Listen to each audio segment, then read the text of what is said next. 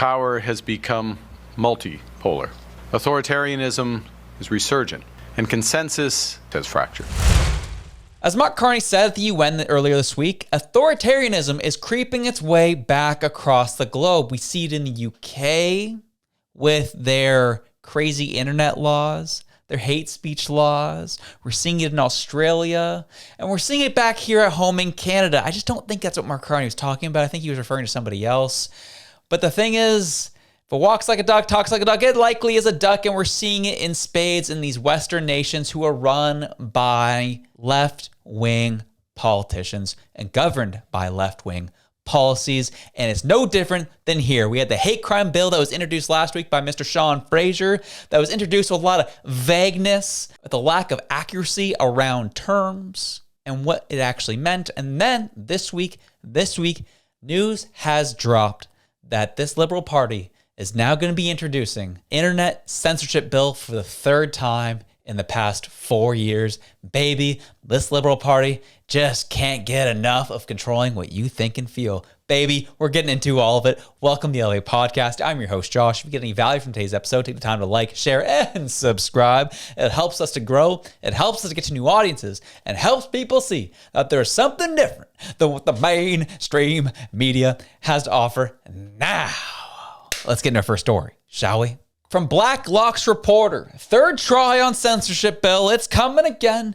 Cabinet will introduce an internet censorship bill. Its third try in 4 years. Heritage Minister Stephen Guilbeault yesterday said an pending bill would be similar to 2021 legislation, a failed bill critics called overboard and incoherent. And quite frankly, anything that comes under a Trudeau leadership, those are accurate words to describe it with. We have made a commitment to combat online harms, Guilbeault told the Commons Heritage Committee. I have myself worked on that in my first passage at the Department of Heritage between 2019 and 2021. Many of my colleagues continued on that, said Guilbeault. He did not elaborate. The earlier Bill C-36, an act to amend the criminal code, lapsed with the 2021 election. Bill C-36 sought to ban legal internet content deemed likely to foment detestation or vilification of an individual or group under threat of $70,000 fines or house arrest. Internet content was to be policed by a federally appointed digital safety commissioner. Guess who's back? Back again. Censorship's back. Tell a friend. Yep, that's what's happening, and that's what they're looking to bring back. Bill C-36. The online harms bill from the last parliament was concerning enough. At least they had the, forethought to be like, oh, we're going to think about the kids, it's about the children. We're going to establish a body that's appointed by the prime minister, and they're going to have the authority to strike down whatever comes up on social media that they so feel like. So they're going to bypass that for this upcoming one. They might end up doing a mixture of that one and Bill C-36 from 2021. They might do it. And they were right. The summary of Bill C-36 from June of 2021 is to create recognizance, to keep the peace relating to hate propaganda and hate crime, and to define hatred for the purposes of 2 hate propaganda offenses. It also makes related amendments to the Youth Criminal Justice Act. In addition, it amends the Canadian Human Rights Act to provide that it is discriminatory practice to communicate or cause to be communicated hate speech by means of the internet or other means of telecommunication in a context in which the hate speech is likely to foment detestation or vilification of an individual or group of individuals on the basis of a prohibited ground of discrimination. It authorizes the Canadian Rights Commission to accept complaints alleging this discriminatory practice and authorizes the Canadian Human Rights Tribunal to adjudicate complaints and other remedies. And if you know anything about the Human Rights Tribunal and cases they've taken on, they are totally and utterly a bastion for clarity, balance, and fairness. And if you didn't catch the sarcasm in my voice there, that was meant to be sarcastic. That is what you are getting with this bill. They're going to be looking to bring parts of this back that they're going to introduce this week, or at least early next week. And then as well, they're probably going to bring in parts of the Online Harms Act that they introduced last Parliament session. That's what's coming down the pipe.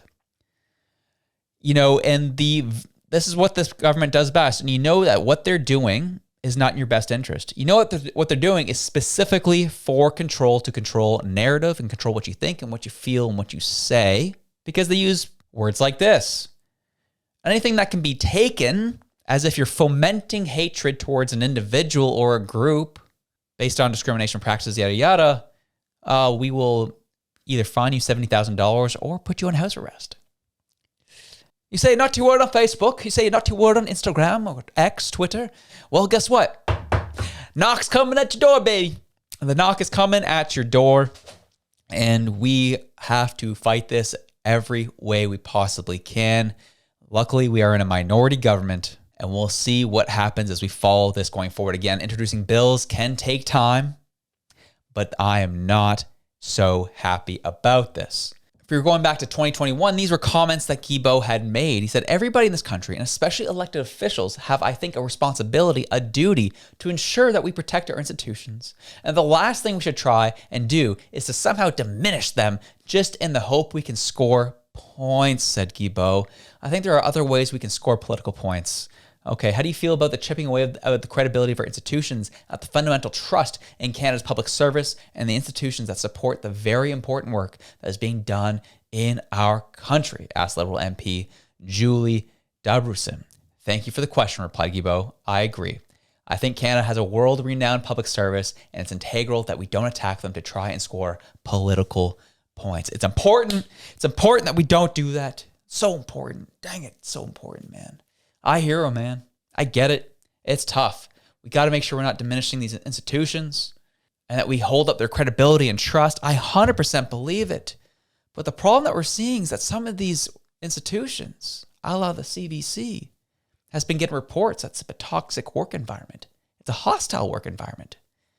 And Guilbeault, this week, was brought up in front of committee to ask about this, since the Heritage Minister oversees the CBC's Crown Corporation, and was asked directly, hey, have you heard or you been investigating at all what's been happening with the work environment at the CBC?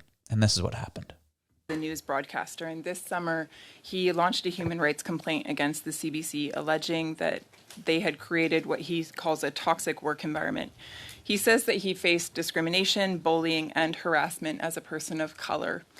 In an email that he sent out announcing his new podcast, he stated, and I'll quote, "To be honest, this has been the hardest period of my life. What happened at CBC really broke me," end quote. Minister, according to the Government of Canada's own website, the CBC is a Crown corporation that operates at an arm's length from government, but it is ultimately accountable to Parliament through the responsible minister, which in this case would be you. Have you reached out to the CEO of the CBC regarding this situation and the toxic work environment that is being accused there? Merci pour la question. Donc, comme vous l'avez... Thank you for the question. As you said, first of all, I deplore what happened to this employee of CBC. As a government, we expect that all government-related organizations create a healthy work environment for everyone. The government role is not to get mixed into the daily operations and management of the organization.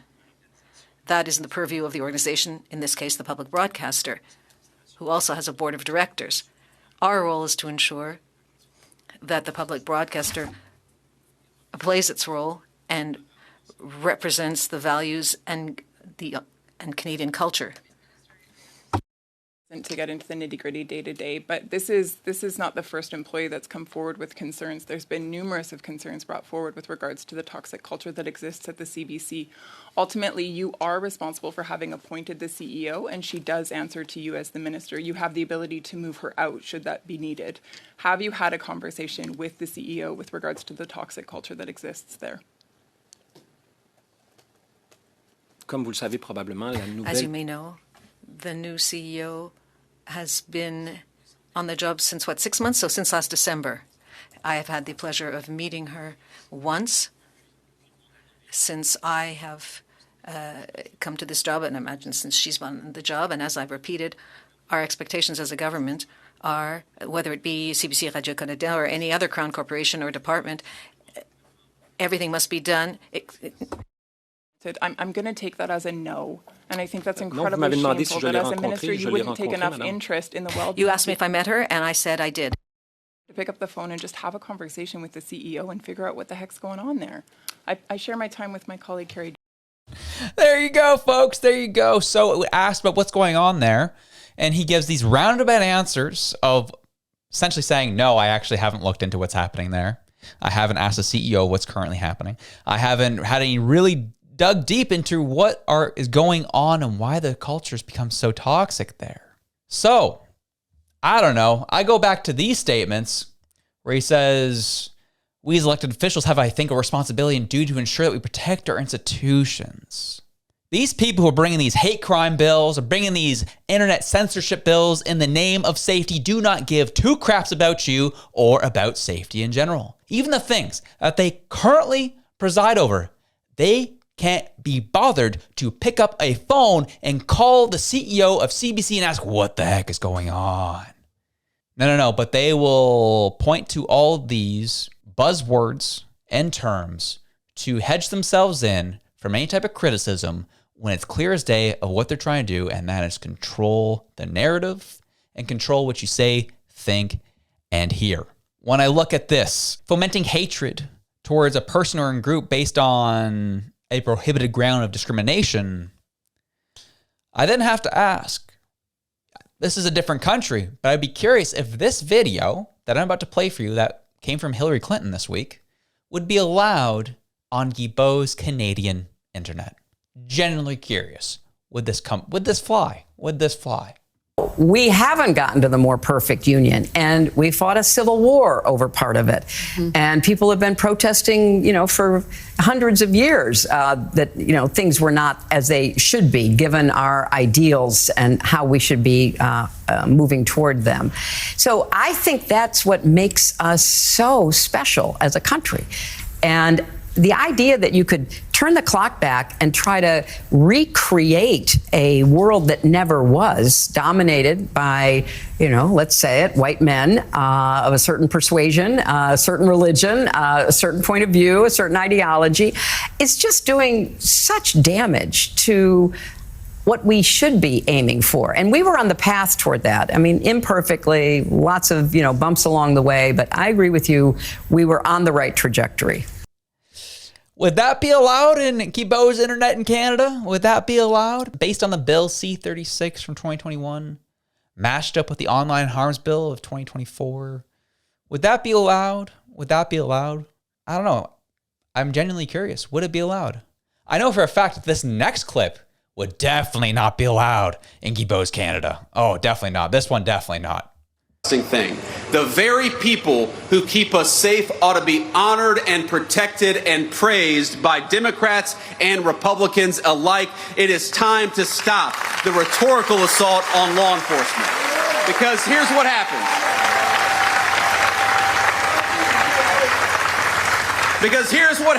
When Democrats like Gavin Newsom did say that these people are part of an authoritarian government.